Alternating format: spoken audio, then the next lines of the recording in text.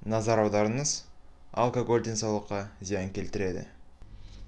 Алашқа сәлем, сіздермен Тамерланс, және бұл Ланс талдауы. Бүгін біз Оралхан Бөкейдің Атау Керей деген повесін талдайтын боламыз. Біріншіден мен сендерді шығарманың кейіпкерлерімен таныстырамын. Одан кейін шығарманың сюжетін баяндап, соңында негізгі идеясын талдайтын боламыз. Шығарманың сюжеті шамамен 20-шы ғасырда Шығыс Қазақстанда баяндалады, және ол 4 негізгі кейіпкермен шектеледі. Алайда негізгі кейіпкерлерге қоса, басқа да екінші реттегі кейіпкерлер бар. Оған қоса шығармада бірнеше флешбектер кездеседі. Флешбек дегеніміз фильмде немесе әдеби шығармада басты оқиғадан бұрын пайда болған оқиғаны баяндау. Мен бұл тамаша сөзді өте көбірек қолданатын боламын. Кейіпкерлердің ең біріншісі болып мен Ерікті таныстырамын. Ерік ол омарташы жігіт, яғни ол аралармен жұмыс істеп бал алады. Шығармада оны кейде Қарабауыр деп атайды. Ол Алматыда дене тәрбиесі институтын бітірген, онымен қатар Ерік күрестен спорт шебері болып табылады. Екінші негізгі кейіпкеріміз Еріктің анасы Нюра Фадеевна, ұлты орыс. Шығармада оны кейде қазақшалап Нұрке кемпір немесе Нұрке апа деп те атайды. Шығармада ол почти әрқашан қазақша сөйлейді. Ол жасы ұлғайған адам, екі аяғын баса алмайды. Төсек тартып саржамбас күй кешкеніне жарты жыл болды. Оның асты үстін тазалап, тамағын әзірлеп, сусын жұқысып отыратын біздің келесі негізгі кейіпкеріміз, үшінші негізгі кейіпкеріміз Айна деген әйел. Ол Еріктің жары, демек Нұрке кемпірдің келіні болып табылады. Айна өз енесімен бірге Шығыс Қазақстанда Алтай тауының маңында Бек Алқа деген ауылда басқа үйлерден оқшауланған екі қабат ағаш үйде тұрады. Сол Бек Алқа ауылын орыстар Фадиха деп те атайды. Оған Ерік жиі келе береді. Еріктің әкесінің аты Қандауыр. Ол біздің негізгі кейіпкеріміз емес. Өйткені шығарманың негізгі сюжетінен басталғаннан бұрын ол дүниеден өткен.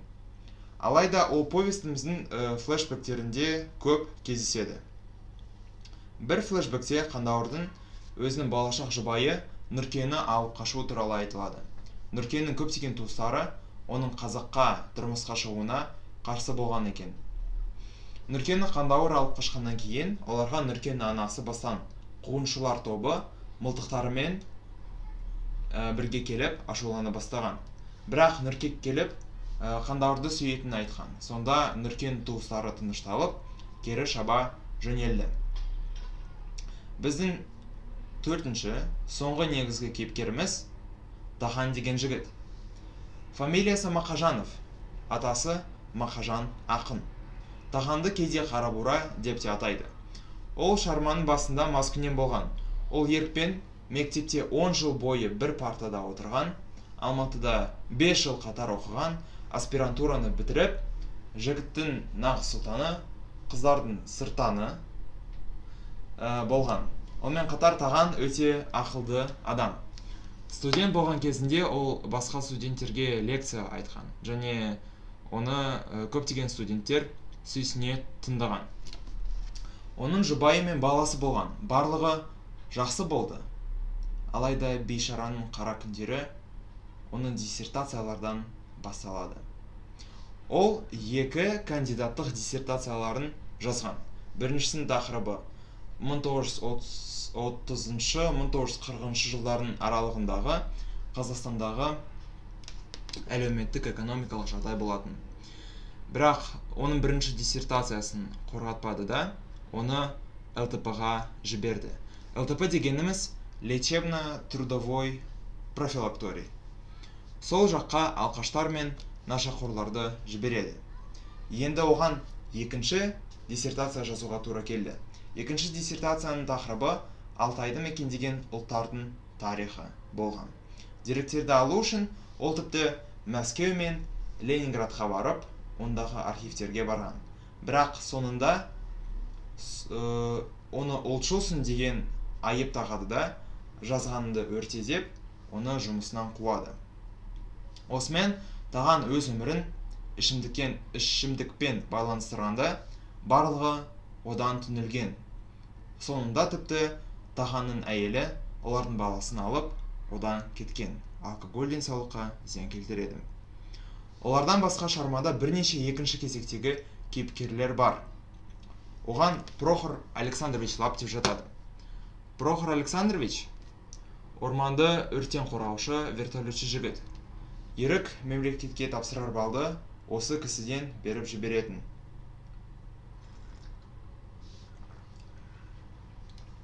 Біздің келесі біздің келесі кейіпкерлеріміз Көкен деген ер және Аналық деген әйел.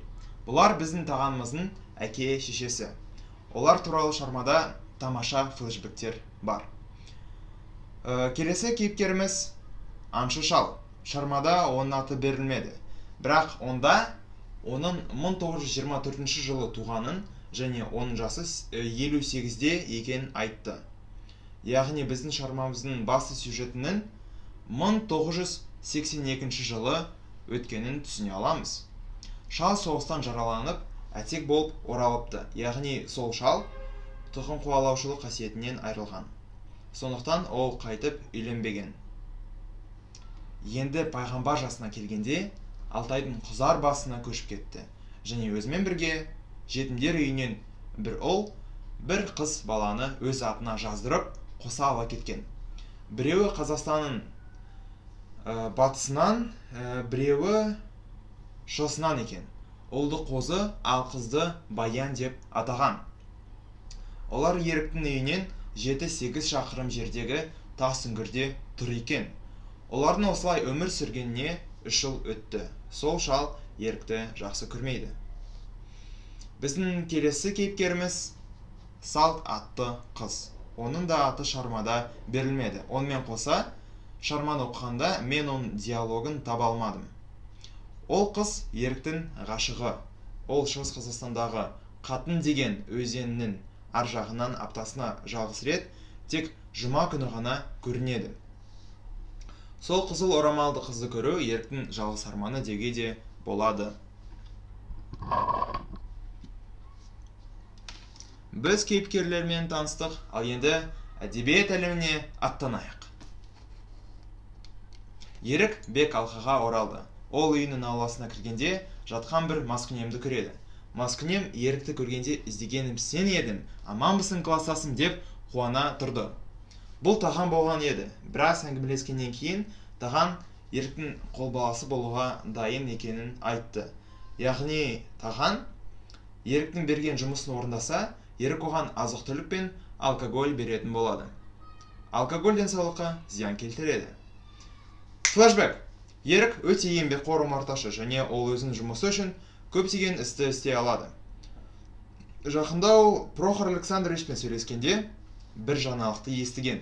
1956 жылы Уорвик Кер атты бразилдік генетик селекционер еуропалық бал арасын африкалық бал арасымен будандастырады. Будандастырылған гибрид өте еңбекқор келеді. Онымен қатар ол шапшаң әрі алысқа ұшады. Алайда оның бір минус бар. Ол өте агрессивті келеді. Тобымен шабуыл жасайтын ара. Оны тіпті қауіпті будан немесе ғылым тілде жауыз ара деп те атайды. Ерік не істеген білесіңдер ме? Ол Прохор Александрович сен не болса да, оларды маған тауып бер деп өтініш сұрайды.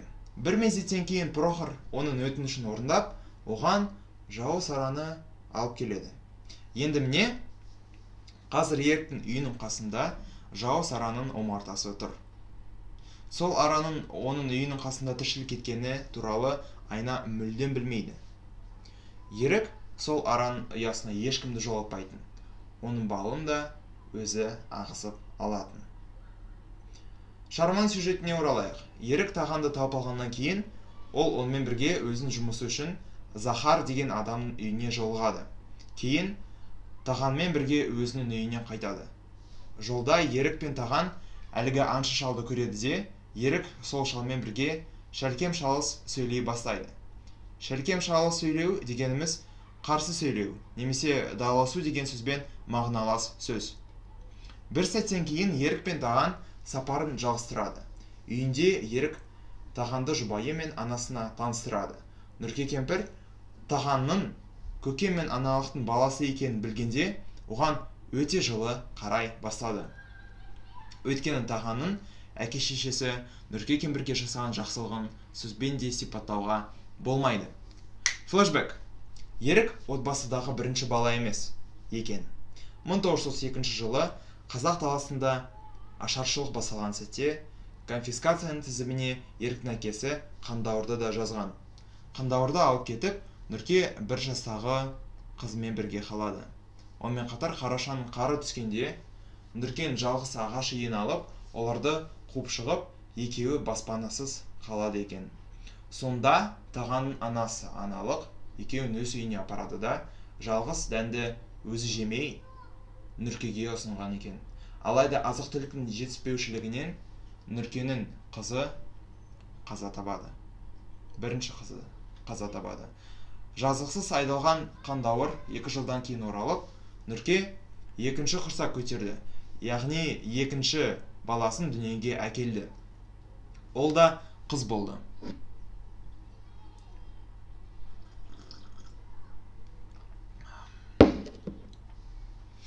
Сол қыз туғаннан кейін 1,5 жыл өткеннен кейін аналықта ұл тапты. Енді олардың жағдайы жақсы болатын болды. Өкінішке орай жоқ, олай емес. 1937 жылы Қандауырды тағы да айдап салып, Нұрке өзінің баласымен жалғыз қалады. Енді бұл жолы Нұркені халық жауының жары деп іздей бастағанда, аналық пен Көкен тағы да Нұркеге көмектеседі. Көкен бұл өңірдегі Шолақ қол атты НКВД начальнигі Нұркені іздеу үшін оның ауылына келетінін естіп, Нұркеге хабарлайды. Сонда аналық Нұркеге бір моншаға тығуға ұсыныс жасайды. Өйткені сол моншаның ішінде жын-шайтан бар деп, ішіне ешкім кірмейді. Соңында Нұрке сол моншаға өзінің қызымен тығылуға тәуекелге бел байлаған. Олар сол моншада отырғанда аналық мезгілмен оларға тамақ әкелген. Ал аналық пен оның сәбиінің моншада тығылғаны туралы, ал Нұркенің және оның сәбиінің моншада тығылғаны туралы аналықтан басқа ешкім білмеген. Аналық тіпті өзінің күйеуі Көкенге де ештеңе айтпаған. Мүмкін соның себебінен Шолаққол ауылға келгенде ешкімден Нұркені таба алмады. Тек бірнеше күннен кейін ғана біреу монша туралы есіне түсіріп Шолаққолға айтқан. Алайда аналық алдын ала сол туралы естіп, Нұркеге ескерткен екен. Шолаққол моншаның ішіне кіргенде Нұрке басқа жерге тығылуға үлгереді.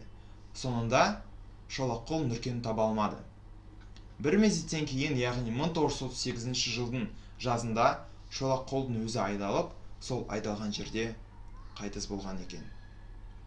Содан кейін Нұрке моншадан шығады. Алайда оның екінші баласына суық тиіп, ол да қайтыс болады. Енді Нұркенің екінші баласы қайтыс болды.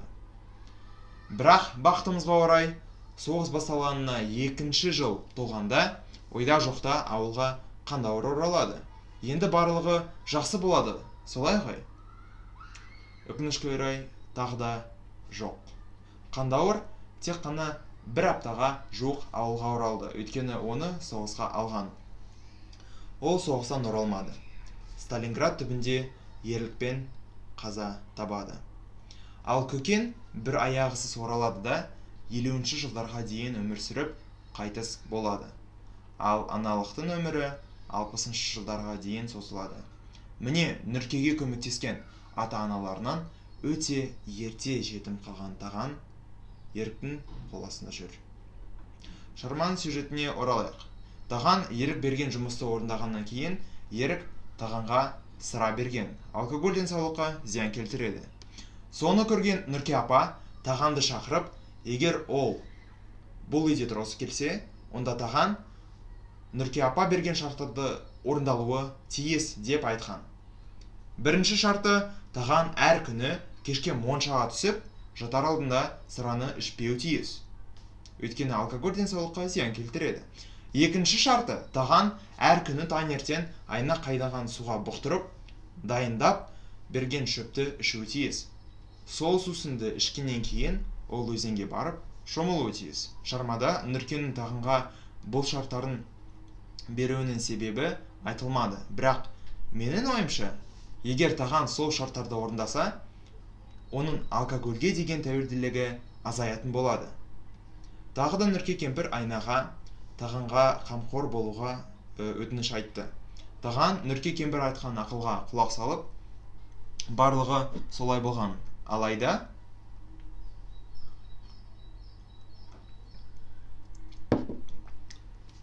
тағанның сыраны ішуді азайтқаны ерікке ұнамады. Өйткені таған ақылды адам. Ал ерік білгіштерді жек көреді. Сонымен қатар ерікте қызғаныш сезімі де бар.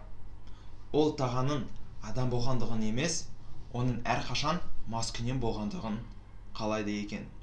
Сондықтан ол анасының қарсылығына қарамастан тағанға сыра бере бастайды. Бір күні таған еріктің ұсынған сырадан бас тартады. Красавчик! Алайда сендер ерікті білесіңдер, енді ол сырадан да қауіптірек ішімдікті ұсынды. Ол тағанға арақты берген. Еще ерік арақты ішпес бұрын тағанға сен үшін және сенің болашағын үшін деп тост айтады. Алкоголь денсаулыққа зиян келтіреді.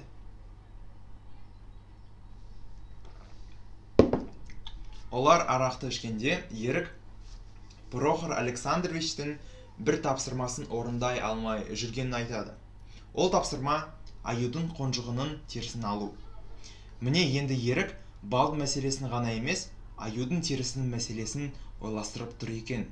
Онымен қоса ерік әлгі шал туралы сөз қозғай бастады.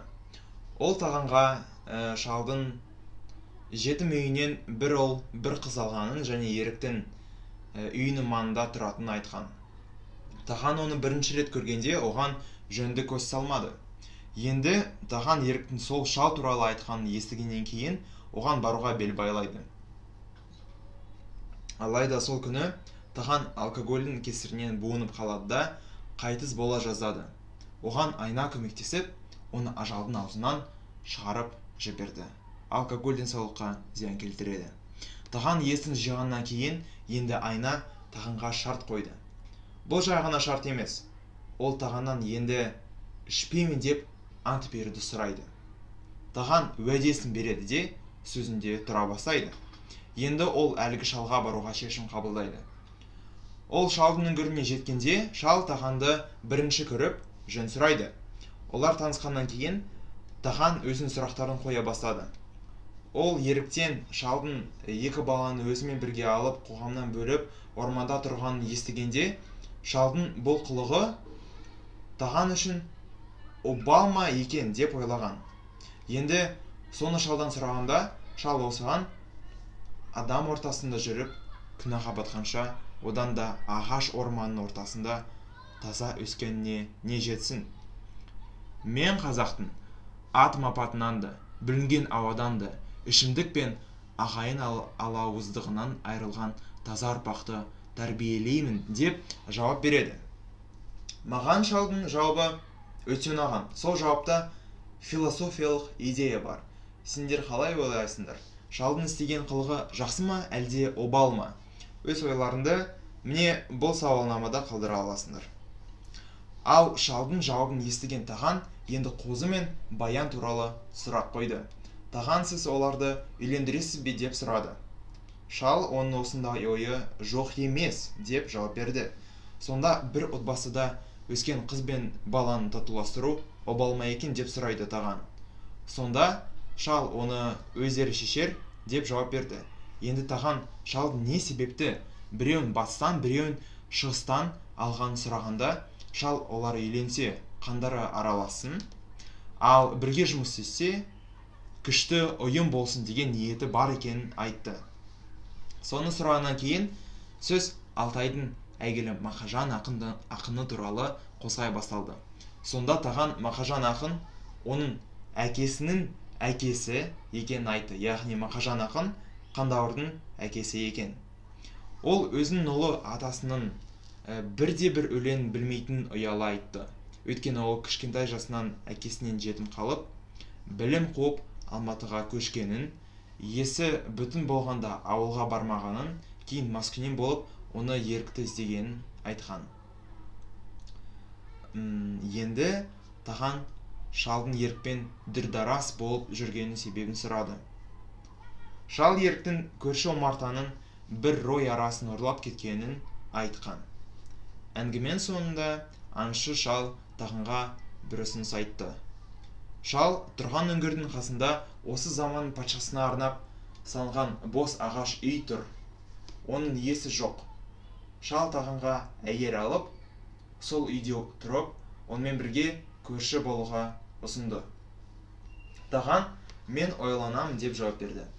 Ауылға оралғанда таған онда жерде жатқан аюдың ұрғашысының, яғни ана аюдың және оның екі қонжықтарының өлі денелерін табады.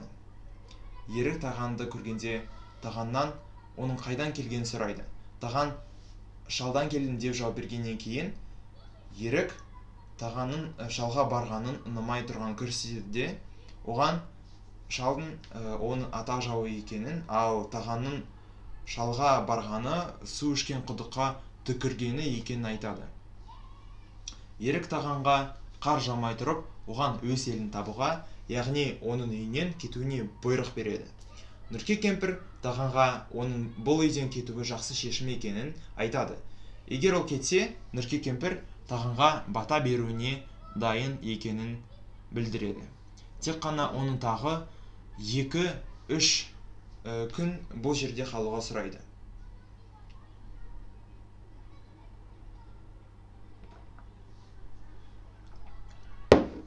Таған ерікпен татуласқанда кете алатынын айтқан. Сол күні Прохор Александрович вертолетпен ұшып келіп, қонжықтардың терісін көргенде, ерікті құшақтап, ризашылығын білдіреді, бір сәттен ұшып кетеді. Енді ерік айна және таған бал шайқауға кірісті. Өйткені сол күні ауа райы тамаша болды. Күн ашық болған. Бұл тағанның ерікке көмектескен ең соңғы күні болды. Келесім бойынша, ол үйден келесі күні ерте кететінін шешкен. Нұрке кемпір, келер күзді көрем бе, көрмеймін бе, мені тысқа шара аласыңдар ма, деп айна мен тағанға өтініш айтқан. Олар сол өтінішін орындап, ерікке көмектесуге аттанды. Ал далада